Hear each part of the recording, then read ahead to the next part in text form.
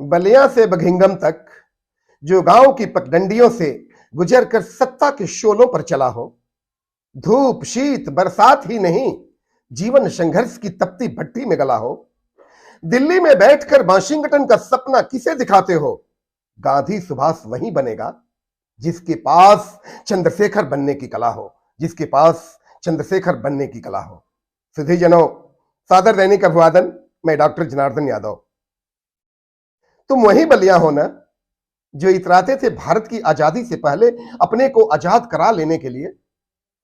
तुम्हारी पौराणिकता भृगु भगवान से पहचानी जाती थी, दर्दन मुनि से पहचानी जाती थी। तुम्हारा भूगोल गंगा के विस्तृत दियारे को समेटता था। लेकिन उससे ज्यादा गर्व तुम्हें होना चाहिए कि तुमने 1857 की क्रांति के लिए भारत को मंगल पांडे दिया।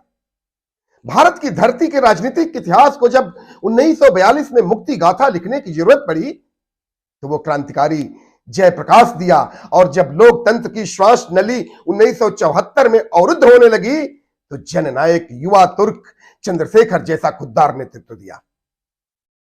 ठेठ में समझ ला कि गोरल के पलटन के बागी पलटनिया जब मंगल पांडे के बगावत के कहानी से चल के लोकतंत्र के बागी सिपाही लोकनायक और जननायक जी के वैज्ञानिक समाजवादी बरगद के विशाल काया से पहचान बनावे वाला अड़ियल वह सच में सूली पर अचके में छलांग लगा के सबसे पहले बलिदान के बेदी पर चढ़े वाला ये बिगड़ल बलिया है बाबू।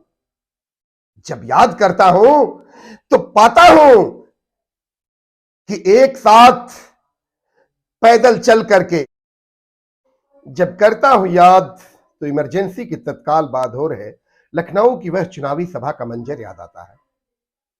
जनसंघ सहित सभी राजनीतिक पार्टियों का विलय जनता पार्टी में हो चुका था। चंद्रशेखर जी, अटल बिहारी वाजपेयी व रामधन जी एक सभा को संबोधित करने जा रहे थे। दोनों अम्बेसडर रुके तथा ये तीनों महारथी उतरे और एक साथ मंच की ओर पैदल चल पड़े।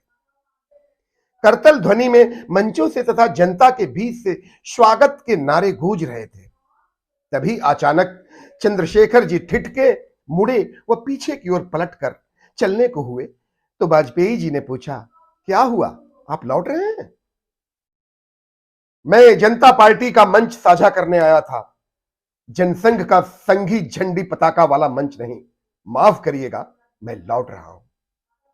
चंद्रशेखर जी की बात सुनकर अटल जी अवाक रह गए। वे वहीं कुछ क्षण किंग कर्तव्य विमुड़ खड़े रह गए।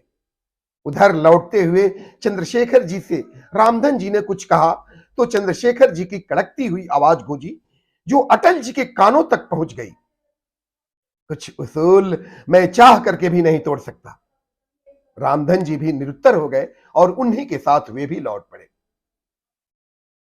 पूर्व प्रधानमंत्री चंद्रशेखर की आदमकद प्रतिमा बलिया में आज स्थापित की गई, जिसका अनावरण मुख्यमंत्री योगी आदित्यनाथ जी के द्वारा हुआ।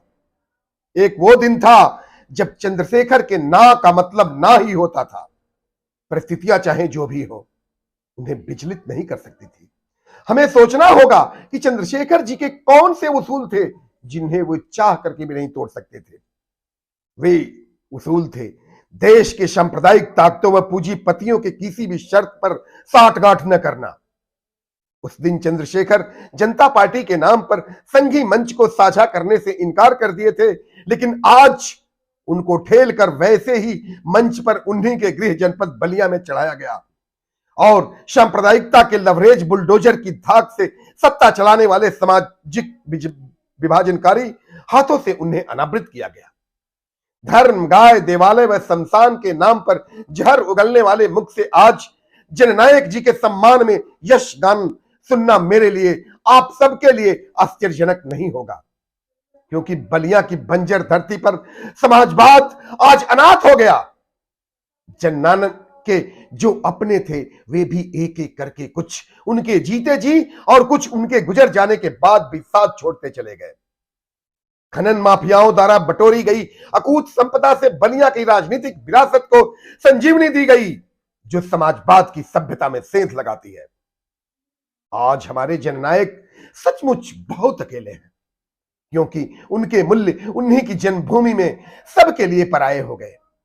जिंदा चंद्रशेखर तो लोगों की जिंदगी के लिए जीते रहे, लेकिन आज उनकी मूर्ति के साथ फोटो खिंचवाकर कुछ मुर्दा लोग अपने जिंदा होने का सबूत देते दिखे। यह ऐसा आदर्श नायक के साथ हादसा व विडंबना है। हादसा इसलिए कि बचरसवादी सांप्रदायिकता के जहां पूरी क्षमता के साथ चंद्रशेखर नाम को सरेआम अधिकृत कर रही है, तो उसी अधिग्रहण समारोह में ये तथाकथित समाजवादी वैचारिकी के वारिस ताली पीटते दिखाई दे रहे थे। तो क्या यह पाखंड, असहिष्णुता व घृणा, हिंसा के समक्ष आचार्य नरेंद्र देव लोकनायक व जननायक के समाजवाद को आत्मसमर्पण कर दिया? नहीं, दरअसल ये समाजवादी टाइप के दिखने वाले चंद खद्दरधारी समाजवादी थे ही कहां। ये तो दल बदलू, घोर अवसरवादी, पदलोलुपता के सिद्धांतहीन पुजारी हैं, जिनको हर सत्ता अपने हिसाब से साधती रही है। वास्तविक समाजवादी तो बलिया की आम जनता है, जो बाढ़, सूखा, बीमारी, भ्रष्टाचार से दो दो हाथ करते हुए भी बरगद की तरह तनकर खड़ी रहती है। जी हां, वही बरगद जो चंद्रशेखर का चुनाव चिन्ह था। वहां के समाजवादी तो युवा छात्र हैं, जो सांसद व विधायक के लापता रहने पर जनता के हक के लिए रोड पर अक्सर उतर आते हैं। उनमें चंद्रशेखर जी की छवि दिखती है, लेकिन कुछ वर्षों बाद वे भी अपनी चमक खो देते हैं, तो दुख होता है, कष्ट होता है। ये भी भ्रष्ट नेताओं की कृपा पात्र बनने के लिए उनका पूछ बन जाते हैं और अपनी भव्य समाजवादी विरासत पर मिट्टी डाल देते हैं, गोबर डाल देते हैं। कोई गलतफहमी नहीं होनी चाहिए कि प्रतिबद्ध समाजवादी इस दुनिया से कब के निकलकर उनके ढालने वाले सांचे टूट गए। स्वतंत्रता, समानता, न्याय, बंधुत्व व सद्भावना के सपने आज बिखर गए। जिन कंधों पर समाजवाद को आगे बढ़ाने की भूमिका थी, वे कंधे आज लंपट पूंजीवाद की गोद में खेल रहे चरणपंथी दक्षिण पंथ के सामने बिना लड़े ही झुक गए। गैरत और बेगैरत की बात करना अब बेमानी है। लंपटता चंद्रशेखर जी की प्रतिमा का अनावरण तो कर सकता है, लेकिन विचारों को आत्मसात करने का साहस कहां से लाएगा? ये उसके वश की बात नहीं है। हां, इसके बावजूद भी कुछ उम्मीदों के दिए अभी भी न जाने क्यों टिमटिमाते जा रहे हैं। कहे सुने में खूब बढ़िया लागेला कि बलिया की तासीर कोई का जानी। हर साल के गंगा जी के बाढ़ यहाँ के आदमी के मन से भगवान और सरकार पर से भरोसा के उखाड़ देले और अपना पौरुष के दम पर भुजा के ताकत से अपन आत्मसम्मान के खूंटा गाड़ देले। यह बाढ़ के थाम के फिर से मिलजुल के हेठार और कछार में खेती करे के जज्बा यहाँ के माटी के समाजवाद के जन्म देला। जी हां, हिंदी में समझ ला, यहाँ के समाजवाद को सिखाता या पढ़ाता नहीं है, बल्कि समाजवाद को जन्म लेता है, समाजवाद में जीता है और समाजवाद में ही अपनी माटी को प्रणाम करके अंतिम सांस लेता है।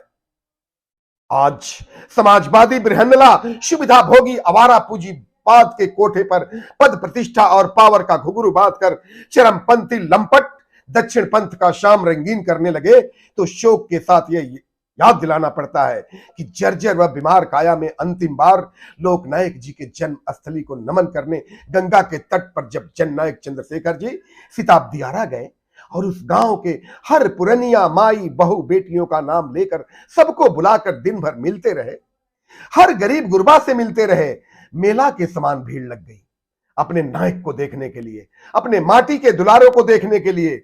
सबसे विदा लेते हुए वे कमजोर कदमों से खामोशी से अपनी कार की ओर बढ़ रहे थे और कार के पास जाकर ठहरे, फिर पलटे और उस मकान को जैसे कोई दुल्हन मैके से विदा होते समय अपने बाबुल के मकान आंगन को अंतिम बार निगाह देख लेना चाहती है। जननायक की आंखें भी लोकनायक के साथ बीते हुए एक एक पल की सारी स्मृतियों को समेटते हुए भर आई। तंद्रा तब टूटी जब कोई कंधे पर गमछा रखे हुए और घुटनों पर धोती पहना हुआ ग्रामीण बोला, भैया ठीक हो जाइए तब फिर वही।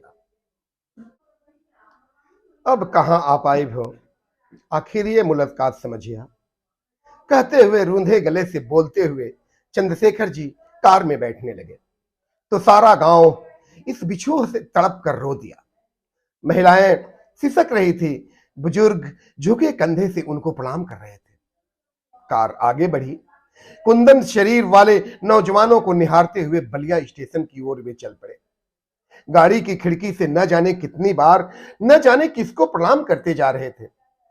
शायद किसी मंदिर या देवता को नहीं, बल्कि रास्ते के तमाम बरगद वृक्षों को, जिसको इसलिए ही चुनाव चिन्ह अपनाया था उन्होंने, जिसकी जड़ मजबूती से धरती को पकड़े रहती है। फल न देते हुए भी मनुष्य, पशु व पक्षी को समान रूप से बिना भेदभाव को आश्रय देता है। ऐसे ही हृदय की दरकार राजनीति को होनी चाहिए। शायद इसलिए इन मूक व निर्विकार, निस्वार्थ, विशाल हृदय वाले ऋषियों को करते जा रहे थे चंद्रशेखर जी नमन, आखिरी नमन, कोटि कोटि नमन। बलिया रेलवे स्टेशन पर जुटे हुजूम की डबडबाई आंखों से विदाई लेते समय आचार्य नरेंद्र देव का यह शिष्य, लोकनायक की सपना और समाजवादी जननायक चंद्रशेखर जब चले तो रेल का इंजन ढेरों धुआं उगला।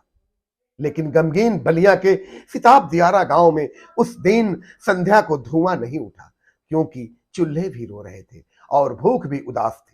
हर खेत, हर खलिहान, हर दर, हर दीवार, हर गली, हर बसवार से यही आवाज कराह के साथ साथ रह रह करके उभर रही थी कि अब कहां आ पैबा।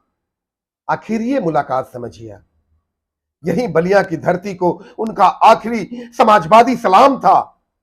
आज मेरा मन और आप सबका मन भी इस भाव विह्वल के साथ, एक कसक के साथ गा उठेगा कि सोनवा के रेलगाड़ी चांदी के पटरी हो, जाने कब होई अब मिलन रे बटोहिया, जाने अब होई कब मिलन रे बटोहिया।